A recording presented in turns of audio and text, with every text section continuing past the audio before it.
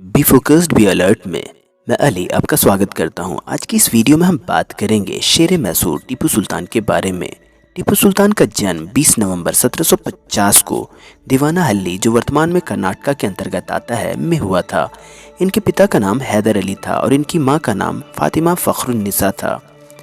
टीपू सुल्तान के पिता हैदर अली अपने सैन्य कौशल के कारण दक्षिण भारतीय मैसूर राज्य की सेना में शामिल हुए और जल्द ही वो सेना प्रमुख बना दिए गए और देखते ही देखते वो मैसूर के सुल्तान और शासक बन गए। हैदर अली पढ़े लिखे नहीं थे, मगर बचपन से ही उनका गणितीय कौशल और याददाश्त ज़बरदस्त थी और वो शिक्षा के महत्व को बखूबी समझते थे। इसलिए उन्होंने अपने बेटे टीपू की शिक्षा पर खासा ध्यान दिया, जिसका नतीजा ये हुआ कि वो बचपन से ही कई भाषाओं जैसे उर्दू, कन्नड़, अरेबिक और फारसी में माहिर हो गए। इसके अलावा उन्होंने सैन्य, युद्ध नीति और राजनीतिक मामलों में भी महारत हासिल की। टीपू एक विद्वान होने के साथ साथ एक अच्छे कवि भी थे। बहुत कम उम्र से ही टीपू ने अपने पिता के साथ अलग अलग युद्ध के मैदानों में जाना शुरू कर दिया था और पिता को कई युद्ध में जीत दिलाने में अपनी अहम भूमिका निभाई। पिता की मौत के बाद 1782 में टीपू मैसूर के शासक बन गए। वो एक बहादुर योद्धा और कुशल शासक थे। उन्होंने अपने राज्य को मराठा निज़ाम और अंग्रेज़ों से बचाया।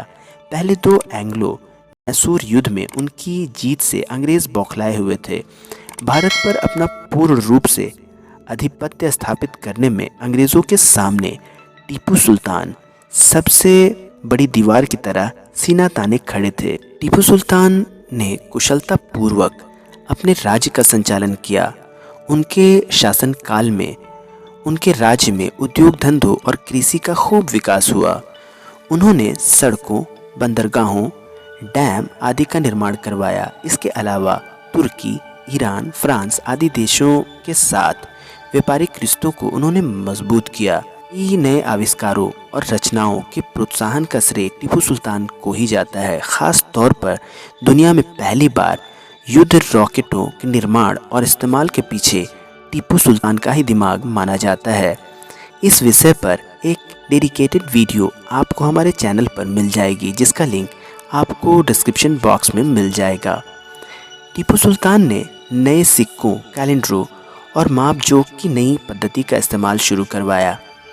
टीपू के पिता हैदर अली द्वारा बेंगलोर के मशहूर बोटानिकल गार्डन और लाल बाग के निर्माण का जो काम शुरू करवाया गया था, उसे टीपू सुल्तान ने पूरा करवा दिया। टीपू सुल्तान और उनके राज्य की तरक्की और कामयाबी के सफ़र में रुकावट तब आई जब वो तीसरे एंग्लो मैसूर युद्ध में अपना आधा राज्य हार गए।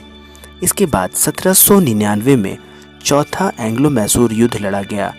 युद्ध अपने उरूज पर था। 4 मई 1799 का वो दिन भी आया जिस दिन टीपू सुल्तान अपने किले में लंच कर रहे थे और उन्हें किले पर अंग्रेज़ों के हमले और अपनों की गद्दारी का पता चला।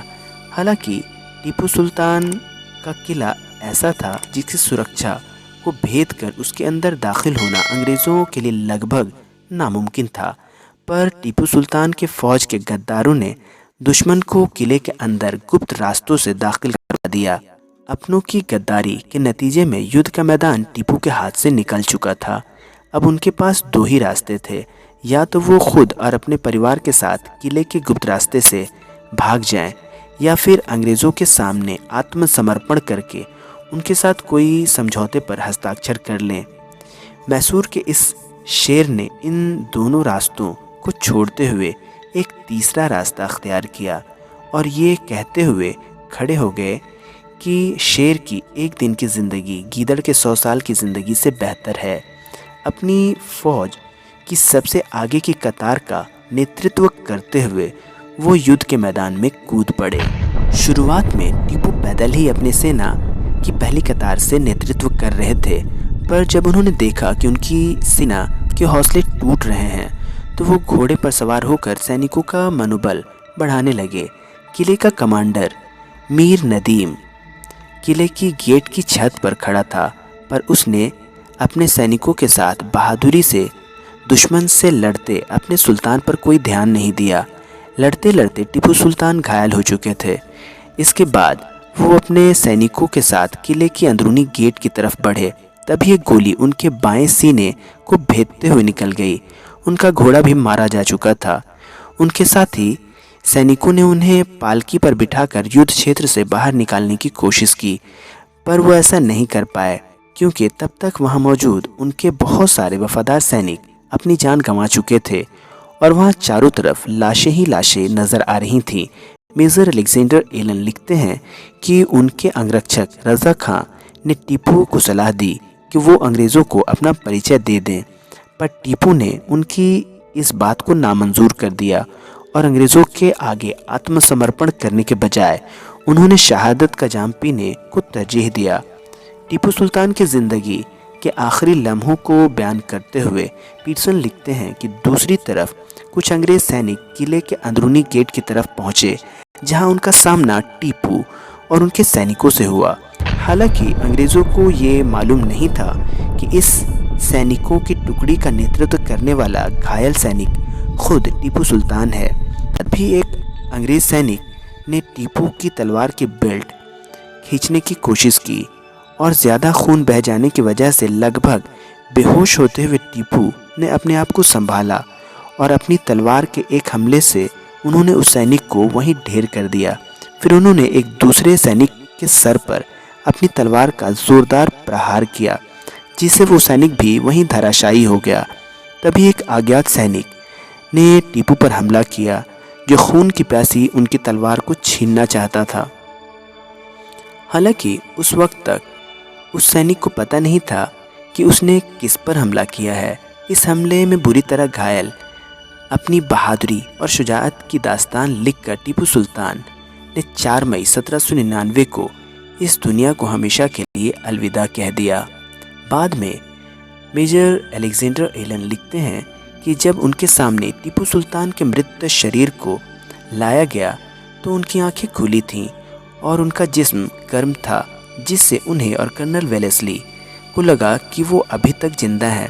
पर जब उन्होंने उनकी नब्ज़ और दिल की धड़कन की जांच की तो उनका शक ख़त्म हो गया। टीपू सुल्तान के जिस्म पर 4 जख्म नज़र आ रहे थे। 3 जख्म उनके शरीर पर और एक उनके माथे पर। एक गोली उनके दाहिने कान से घुसकर उनके बाएं गाल में धंस गई थी। सुल्तान होने के बावजूद उनके जिस्म पर कोई सोने चांदी का आभूषण नहीं था, सिवाय एक छोटी सी चांदी की तावीज़ के, जिसके अंदर अरबी और फ़ारसी में कुछ इबारतें लिखी हुई थीं। टीपू सुल्तान के पार्थिव शरीर को रात भर उनके ही दरबार में रखा गया और अगले दिन शाम को महल से उनका जनाजा निकाला गया। टीपू के निजी सहायकों ने उनके जनाजे को कंधा दिया और उनके साथ अंग्रेज़ों की 4 कंपनियां चल रही थीं। जिन सड़कों से टीपू का जनाजा गुजरा, वहां मौजूद तमाम लोगों ने उन्हें भावभीनी श्रद्धांजलि दी। इसके बाद टीपू सुल्तान के पार्थिव शरीर को लाल बाग में उनके पिता हैदर अली की कब्र के बगल में दफन कर दिया गया। अंग्रेज़ों और गद्दारों के इस कुकृत्य को कुदरत ने भी पसंद नहीं किया और कुदरत ने अपने गुस्से और नाराज़गी को आंधी और बिजली की कड़क के साथ जाहिर किया। टीपू सुल्तान की तदफीन के वक्त से ही मौसम ऐसा बिगड़ा कि रात होते होते आंधी और बिजली की कड़क की चपेट में आने से 2 अंग्रेज़ ऑफिसर मारे गए और कई सैनिक घायल हो गए। टीपू सुल्तान की मौत के बाद अंग्रेज़ों को उनकी युद्ध कौशल का जवाब देने वाला कोई दूसरा मौजूद नहीं था और पूर्व का पूरा साम्राज्य अंग्रेज़ों के अधीन हो गया। टीपू सुल्तान की ज्ञान विज्ञान और दीन से मोहब्बत का अंदाज़ा इस बात से लगाया जा सकता है कि वो अपने पीछे एक लाइब्रेरी छोड़ गए हैं, जिसमें 2000 से ज़्यादा किताबें ज्ञान विज्ञान, इतिहास और दीन से संबंधित अलग अलग भाषाओं में आज भी मौजूद हैं। आपको ये जानकारी पसंद आई हो तो आप इस वीडियो को लाइक करें, शेयर करें और चैनल को सब्सक्राइब करें। तो मिलते हैं अगली किसी नई वीडियो में। तब तक के लिए अलविदा।